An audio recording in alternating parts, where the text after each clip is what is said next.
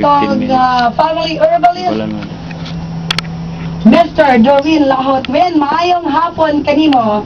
Mayong hapon kanimo Ate R og sa atong mga suking tigpaminaw og ilabi na sa maabot na itong Silvia sa Bukidnon, no? Nga daghan nagpaabot sa atong programa. Ate R, daghan nagpaabot sa atong programa. Namugos gani siyang tubagon na ang iyang pangutana Yes. sa sa text, no? Pero ingon ko naaman ko din hahugma paabot ta lang kay nasultihan din siya sa pagpaminaw niya din sa ato nga program. Wa siya kay kasabot kay dito raman niya nadungog. Sana kadungog pod sa ato nga program. So Okay. So ako i-air Oo. ang number sa ito ipangutana karon. Sensya na hakim murag medyo ko nadalaga. Kana shoot kanang gwapo nga pagka-shot ha. I-shoot diri ay nagsigig pangudak na ko namo diri ni Dorwin. Kanang gwapa ko ha, kanang mo-smile ko. Anyway, i-send na yung mga pangutana sa 0929-680-7048. Again, ang inyong mga pangutana ipadala sa 0929-680-7048.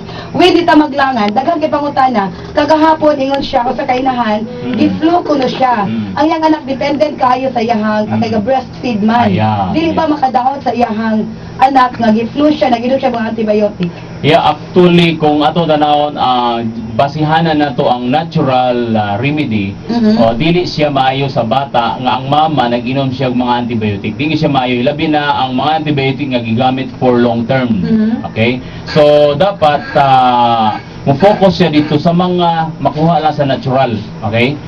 Oh. Ang flu ba, di ba? Ang flu tungod sa panahon nga ulan, Yeah. init. Yes. Doon na ba tayo natural para sa Yes nga na, medicine para sa flu?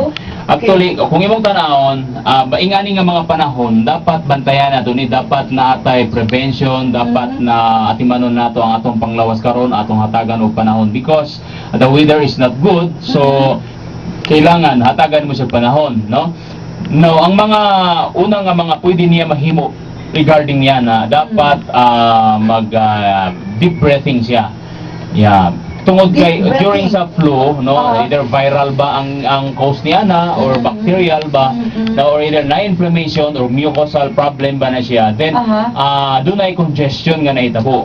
Now, Okay. when there is congestion, ang oxygen niya na dili not easily nga maka-flow siya within sa imo nga body o sa mga area nga nanginahanglan sa oxygen.